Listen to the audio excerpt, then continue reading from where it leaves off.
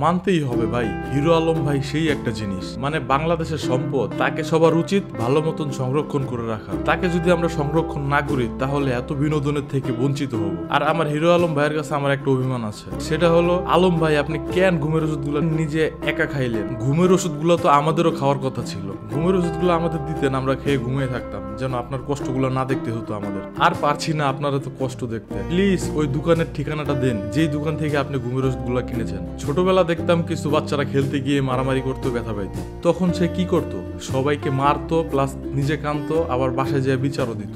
Hero আলমের বাবা যখন হসপিটালে ছিল তখন নাকি তার বাবাকে রিয়ামণি সেবা যত্ন করে নাই, তাই উনি রিয়ামণিকে তালাক দেয় এবং বয়কট করে। তারপর রিয়ামণি অন্য ছেলের সাথে ভিডিও করে, নাচানাচি করে। তারপর হিরো আলম ভাই সহ্য করতে না পেরে ওই ছেলের বউয়ের সাথে ভিডিও করে, নাচানাচি করে, আর রিয়ামণিকে নিয়ে যাতা বলে। এসবের পরেও যখন ভালো লাগছিল না তখন ওই ছেলে আর রিয়ামণিকে একসাথে বয়কট করে দেয়, তারপর পুলিশে ধরিয়ে দেয়। অভি আর রিয়ামণি মিলে সব তথ্য ফাঁস করছিল। এসবের চাপ নিতে পারছিল না আলম ভাই, সে নিজে কিন্তু এসব শুরু করে টিভি চ্যানেলে সাংবাদিকদের ডাকে, আর সাংবাদিকদের ডাকতে ডাকতে এখন সে ক্লান্ত, তার চেহারার যত্ন নিতে পারছে না, মুখে নাকি মেস্তা পড়ে গেছে। তাই সে ভাবলো এখন তার বিশ্রামের প্রয়োজন, তাই একটু ঘুমের ওষুধ খেয়ে ঘুমাতে চাচ্ছিল বেচারা, তাও পারলো না। এখানেও শান্তি নাই আলম ভাইয়ের। বিভিন্ন টিভি নিউজে সাংবাদিক আর রিয়ামণি এখানেও এসে হাজির। আমার সবার কাছে অনুরোধ, আলম ভাইকে একটু শান্তিতে ঘুমোতে দিন।